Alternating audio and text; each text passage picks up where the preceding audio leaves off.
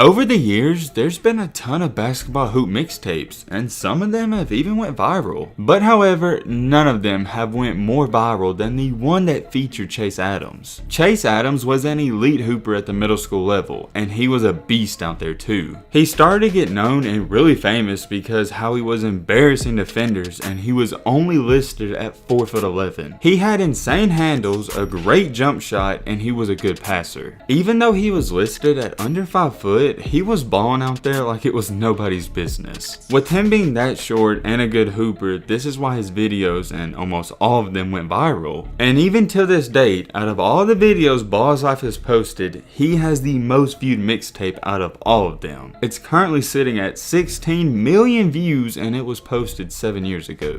It's not like he's a one-hit wonder either, because he has multiple videos with over 1 million views. Ever since all that hype and attention in those videos, his basketball career has been somewhat quiet. So it leaves us with the question today: what happened to Chase Adams, and where is he now? What's good, y'all? I hope you're having a blessed day. Just wanted to drop by and say that we're on the road to 100K, so if you're loving the content and you're not subscribed yet, what are you doing? Join the family, hit that subscribe button, and leave a like for more. And without further ado, let's get into the story. To get into his story, we gotta throw it all the way back to where things started. When he started to get all this attention on social media and YouTube, that was in his 7th and 8th grade year. Throughout his middle school career, he had a lot of critics because some people were saying he was a mixtape player. He didn't really know how to play the game. I can definitely see where they were coming from because he is and was a very flashy player. He did a lot of cool things and he had fancy handles that looked good on videos. At the end of the day though, those flashy handles and flashy passes don't do that much for you on the court. Some people thought he was really good, and then some people thought it was all hype. When he got to high school though, he would eventually prove that he could play the game. In the year 2015 through 16, this is when he was a sophomore for Marian Catholic High School in Chicago Heights, Illinois. He was playing for his varsity team and he only averaged 5.8 points per game and 2.8 assists. He also pitched in 1.9 rebounds and 1.5 steals. I already know that some of you are going to be quick to pull the trigger and say that he wasn't that great. And almost 98% of the stories we do, these high school players that we talk about put up 20 to 30 points per game even as a freshman. One thing you need to keep in mind though is that is not normal and that is unreal. It may seem normal to you because we talk about it all the time, but for Chase to average almost 6 points per game as a sophomore, that's not too bad, and it's even okay/good. He was also very undersized, and I don't like to use that as an excuse, but he was only listed at roughly 5'7". After playing for that high school though, he didn't think it was that great of a fit, so he transferred to Orr High School in Chicago, Illinois. This high school that he transferred to now was really good. They even had one season when he was there where they went 30-4. I don't want you to really pay attention too much to the numbers because he was a good player. In his senior season for this team, in 33 games played, he averaged over 13 points per game. He also pitched in 5.3 assists, 3 rebounds, and almost 2 steals. I know.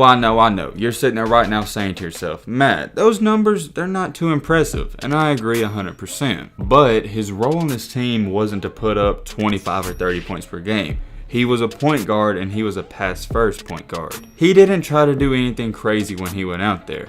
Don't get it twisted though, because he could still go out there and give you buckets. Averaging 13 points per game at the point guard position and only being listed at 5'8" is very impressive to me. When his senior year came to an end, he had some college offers, but not as many as he wanted. He actually took a route that not too many players even take or even think about. He came to the conclusion and decided to play one more year of prep high school basketball, which is a season in between high school basketball and college basketball. If you know what it is, I know you're gonna know what I'm talking about, but for the people that don't, basically it's just another year of high school basketball. He did this for 2 main reasons. One, he didn't have that many great offers and he wanted to improve his stock for the college level. And then reason number 2 is that the offers he did have, he didn't really like. When he made that decision, recruiting analysts on ESPN didn't think it was smart. But however, with that being said, it turned out to be the right decision. He had a good year of prep high school basketball and he actually bumped himself up to a 3-star recruit on ESPN. He was now listed as a 3-star recruit, had a 78 overall grade, was 5'8" and 140 pounds. I'm not gonna sit up here and lie to you like some people do. I know you right now watching this know at least one person in your life that told you size doesn't matter. And I'm here to tell you that that is completely completely false. Is it fair? No, but size at the end of the day, it does matter. It's really common sense too. I don't know how you get tricked into thinking it doesn't matter. Just think about it from this standpoint. If you were at the park, would you rather have a 7-foot teammate or a 5-foot teammate? Exactly, that's what I thought. Therefore, Chase Adams still wasn't a heavily recruited prospect with even being a 3-star recruit. But however, going to prep school, it did pay off because he got an offer that he really liked, and that was from Portland University.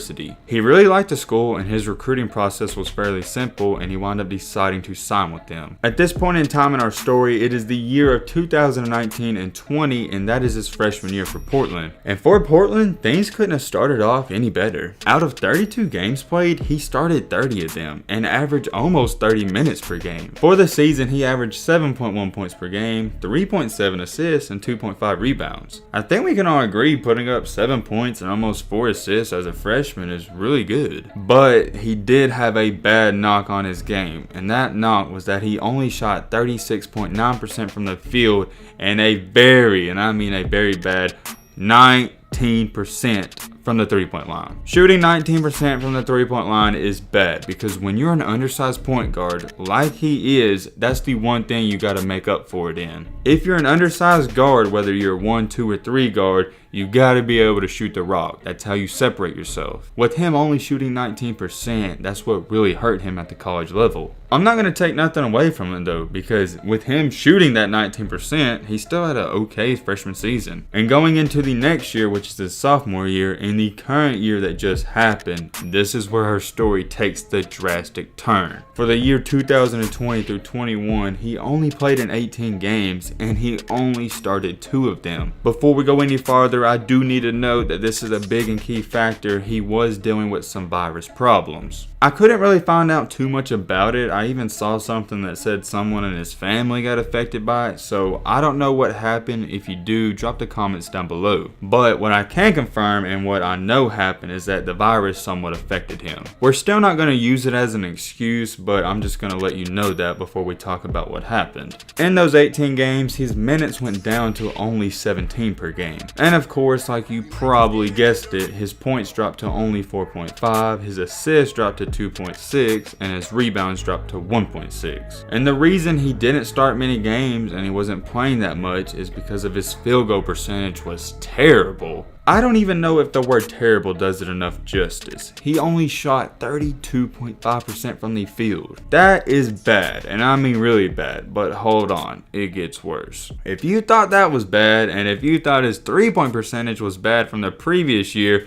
he shot 0.67% on threes this season. That's right, that's not a misprint or nothing, and I said it correctly. He shot under 10%. Let me correct myself. I said he shot 0.67%. It's actually 6.7%. That's just the way they typed it into that system. How does that even happen? I can't get over that. He shot 6.7% on 3-pointers this season. If you want any answers and want to know why he wasn't playing that much, that's all you really even need to know. I understand and I get it. He had some problems with the virus, but there's no excuse for shooting that bad. Once again, I can't emphasize this enough. He shot 6.7% from deep. It was very clear and obvious that if he stayed at Portland next year and the year after, that he's not going to play that much, and why would you play him? There was also some stuff going on with him and the coaching staff. They weren't getting along for obvious reasons. When you're not playing good, the coaching staff doesn't play you as much and you start to butt heads a little. So when that season was over, and just recently on March 15th, he posted this: "I'm grateful for the time spent at the University of Portland. I want to thank all the members of the AD department, coaching staff, and each one of my teammates for playing vital roles in my growth these past 2 years here in Portland. With that being said, I have decided to move forward and pursue a new opportunity.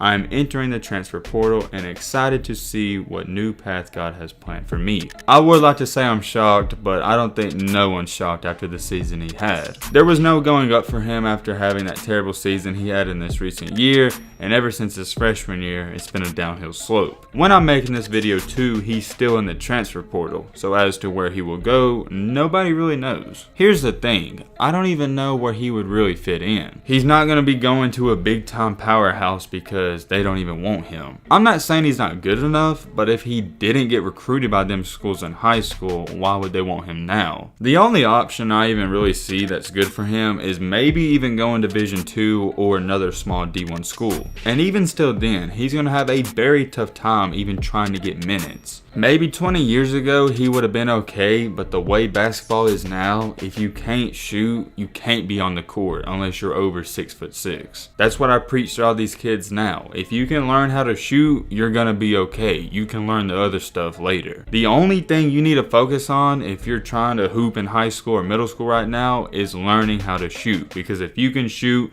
there's going to be a spot for you on the court. Having the ability to shoot opens up so much for your game. You don't even know.